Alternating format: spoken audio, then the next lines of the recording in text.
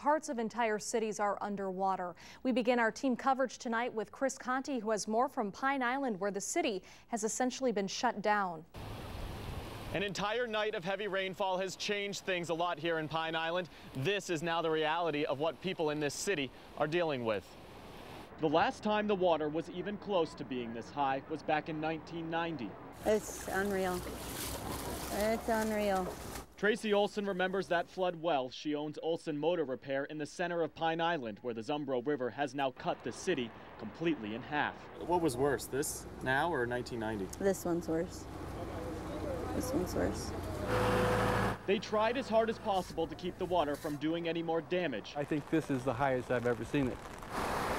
But with the river only getting higher, the prospects of things getting better only got worse as the afternoon went on. When we flood, that part of Main Street gets flooded, but we don't expect it to come up this fast. Unfortunately, most people here know that no matter how many sandbags they fill or how long they hold out hope for, Mother Nature will ultimately decide when the water will finally go back down. Never happened, all the other floods we ever had. It will be days before anyone in Pine Island knows just how much this flooding is going to cost them. Right now, people here are just hoping that at some point the rain will stop. Reporting in Pine Island, Chris Conte, KTTC News Center. In the second-story window, you can just barely make out a hand waving frantically, trying to get the attention of a DNR airboat. At first, the boat drives right by the house, leaving people inside to wonder if they'll make it out alive. I yelled. We both yelled out the window because they had been sent down to find us. That hand trying so desperately to flag down those rescuers belonged to Sandra Heimerman. I wasn't real gung-ho about leaving, but they said nobody will ever be back. You're done. We got to go now or never. As they watched their house slip out of view, the Heimermans knew it would be tough to come back. But it's the way their small town looked just 3 days later they never expected. What else can you do except, you know, try to put things behind you and move forward? I had just changed oil on the vehicle the other night. Just across the street, Danny Lumen has a red tag on his front door. He wasn't quite as blessed as the Heimermans, who got a yellow one, meaning they can stay put, at least for now. I guess we'll just have to maybe make a campground down here and just come back here on the weekends. There's no mayor here, no city council, so the only ones speaking up for the residents of Jared are themselves. We need some help too, just because we don't live in a city. We're residents too. Most people don't even know where Jared is, and if the state decides to buy out the land, they probably never will. But for now, that's a possibility no one here wants to think about. And this is home.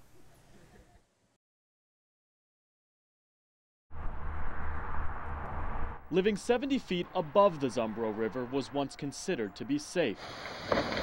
That notion washed away on September 23, 2010. I never gave it a thought. Honestly, never, ever have I ever given it a thought. Now all Michelle Leckler can think about is how close her house is to falling in to the Zumbro River. With underbrush and a lot of taller cedar trees. Every day, more and more land disappears. Everything's just washed away. There's nothing left. All of the water that took over the river during the floods ended up here in Kellogg. Eventually, it drained into the Mississippi, taking with it, though, massive chunks of Leckler's backyards. You thought that you guys were going to lose your home? Yeah, it was very upsetting. We actually, over the weekend, went and looked at a home down on the prairie. At one point, all of this land behind me here was thick wooded area, but the Zumbro River has now completely consumed all of the trees that once stood here. They know that rain will create more of an issue for us now. In total, 3 houses could fall in if nothing's done. We may lose more if this isn't a fixed project. The cost of fixing the problem is well over $1 million. This week, though, the Minnesota Board of Water and Soil Resources declared the project eligible for state and federal funds. Is the goal to keep these people in their homes? Yes, it is. Meaning that the fate of Michelle Leckler and her neighbors' homes is now in the hands of the city's engineers. The uncertainty is stressful, to say the least. It's hard to believe, but at one point, this mess behind me here was Judy Kohler's home. What's even more incredible, in the middle of the night as that rain was pouring down, police officers pulled her out from underneath this rubble. Luck is the underlying theme of this story. We started yelling for anybody. If you can hear us, say something. Sergeant Mark Lang is lucky he somehow spotted Julie Kohler's hand buried beneath her collapsed house. Sheer luck that we spotted her waving her hand. Judy's son James is simply lucky that his mom is still alive. You can replace all this crap, but not her. As tornadoes barreled through parts of Blooming Prairie last night, Judy James tried to find shelter somewhere in her home, but there was nowhere safe to hide. After 40 years of living here, it's gone. Through a pounding rain, Sergeant Lang and another deputy tried to get to Judy. Their rescue efforts slowed by downed power lines and debris. When we did get there, we could only barely get into the driveway with power lines down. And that's where luck came in. We happened to catch a glimpse of her hand, and that was about it, waving through debris. With gas leaking from a nearby propane tank and storms still on top of them, Lang and his partner finally managed to pull Judy out from beneath the rubble. I would say it was 20 minutes, 15-20 minutes before the ambulance could finally get to us just from debris and trying to make their way out to us. Throughout this hard-hit area, there are countless different stories of survival, all connected by one word. Luck. Sometimes a little bit of luck goes a long way. Now, Judy's son was out here earlier. He says there's not much that's been salvageable from this mess. This evening, Judy remains in critical condition at St. Mary's Hospital in Rochester. What's even more sad about this situation, this house behind me here, what's left of Judy Kohler's home, this is the same scene we've seen all throughout these counties all afternoon. Live in Blooming Prairie, Chris Conte, KTTC News Center. Judy Kohler is a tough lady. I knew that it was time. Every sense told me it's time, Judy. Which may help explain why she wasn't scared 2 weeks ago as an EF3 tornado came barreling toward her. All the power went out. Now I am not happy. Judy saw that twister making its way across a nearby field and knew there wasn't much she could do.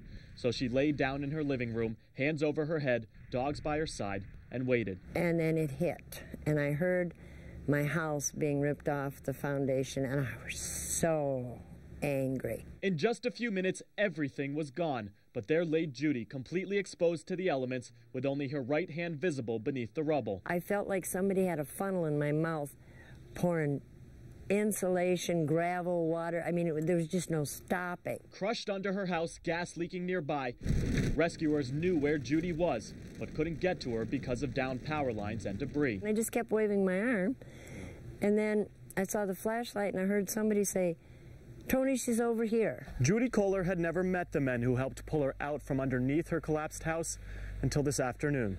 How are you?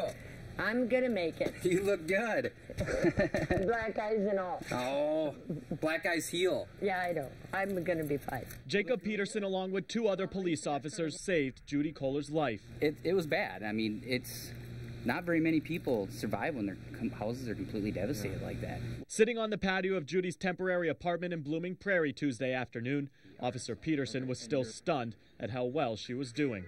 I didn't think we'd find anybody alive, to be honest with you. I really didn't. It was a day in a rescue Officer Peterson will never forget. Judy Kohler, though, says sometimes forgetting is just easier. It's over and done. Put a smile on your face, pick yourself up by the boots, and get going.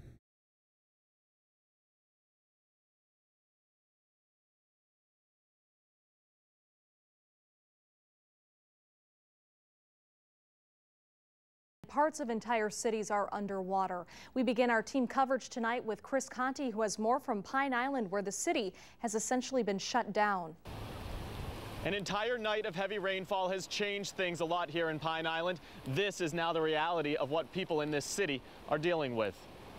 The last time the water was even close to being this high was back in 1990. It's unreal. It's unreal. Tracy Olson remembers that flood well. She owns Olson Motor Repair in the center of Pine Island, where the Zumbro River has now cut the city completely in half. What was worse, this now or 1990? This one's worse. This one's worse.